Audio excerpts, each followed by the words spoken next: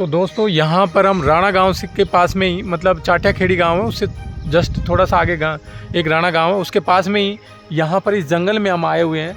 यहाँ पे बहुत घना जंगल है और कहते हैं कि इस जंगल में महाराणा प्रताप ने एक राणा उमर के नाम से, वो जो फल का नाम ही राणा उमर कर दिया, तो वो फल है यहाँ पर कहीं, वो हमें मिला नहीं, अभी ढूंढ रहे हैं वो फल कहाँ पे, इसी जंगल में कहीं।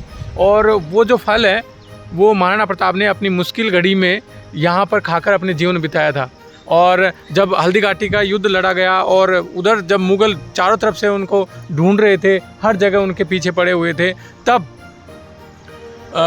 जो महाराणा प्रताप ने एक फल है जिसे राणा उमर के नाम से जानते हैं, अब उस फल को उनके नाम से ही, और वो फल है कहीं यहाँ पे हम ढूंढ रहे हैं, अभी आपको बताइए। दोस्तों मेरा साथ दे रहे हैं भंवरपुरी जी, और भंवरपुरी जी राणा के ही हैं और ये मेरा साथ दे रहे हैं। अब इनको मैं लेके चल रहा हूँ और ये दिखाएंगे हमें कि वो कौन सा पेड़ था जिसे महाराणा प्रताप ने मुश्किल घड़ी में अपना आहार बनाया।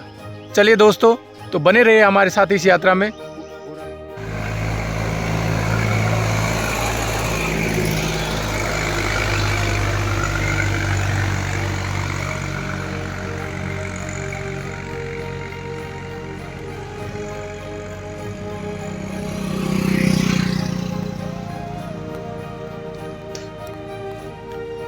तो हम आ चुके हैं वहाँ पर जहाँ पर उमर का पेड़ है, तो हम जानते हैं यहाँ के स्थानीय लोगों से, और ये है यहाँ पर ये पेड़ आप देख सकते हो, और इस पेड़ में यहाँ पे आप अच्छे से समझ सकते हो कि यहाँ पे राणा उमर के नाम से पेड़ जाना जाता है। और अगर देखें ये जयपुर के आसपास के एरिया में इसे गुलर के पेड़ के नाम से भी जाना जाता है। और ये पेड़ है, हमें बताइए कि क्या इतिहास है इस पेड़ का। सर मेरा नाम भंवरपुरी है और भंवरपुरी गोस्वामी नाम है मेरा, और गांव राणा का रहने वाला हूँ जी। मैं इसके बारे में ये बताना चाहता हूँ कि 15वीं शताब्दी के अंदर मुगलों ने आक्रमण किया था महाराणा प्रताप के ऊपर, जहाँ हल्दी घाटी के अंदर युद्ध हुआ, और हल्दी घाटी के अंदर युद्ध हुआ और उस समय महाराणा प्रताप का जो चेतक था वो मारा गया, और वहाँ से फिर वो वहाँ से निकले, और वो वहाँ से निकलने के बाद में 6 महीने तक तो माहिरा की गुफा के अंदर रहे, और वहाँ से फिर वहाँ ये निकले और इस जंगलों के अंदर आए, तो उनकी सेना बहुत भूखी और प्यासी थी।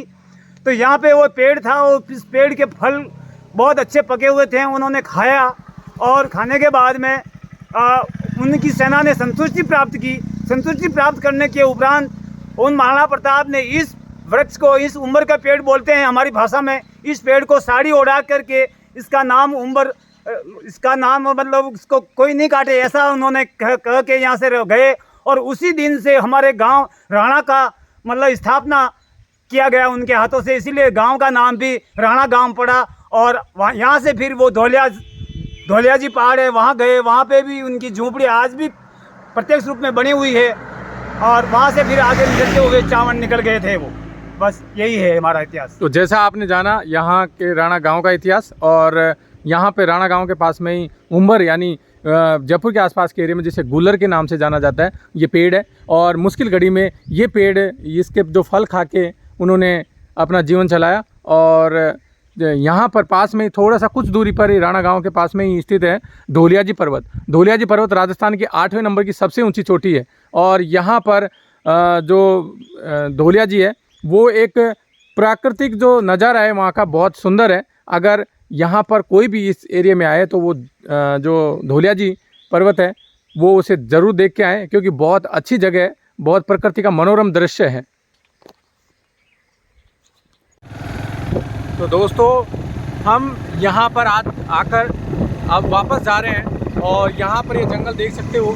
इस जंगल में महाराणा प्रताप ने जगह जगह रुककर लड़ाइयाँ लड़ी और जीवन पर संघर्ष करते रहे, लेकिन कभी गुलामी उन्हें स्वीकार नहीं की। और महाराणा प्रताप ने यहाँ पास में ये राणा गांव की स्थापना भी की, और राणा गांव की स्थापना करने के बाद वो यहाँ से धौलियाजी चले गए, और धौलियाजी के बाद में यहाँ से चाउंड चले गए।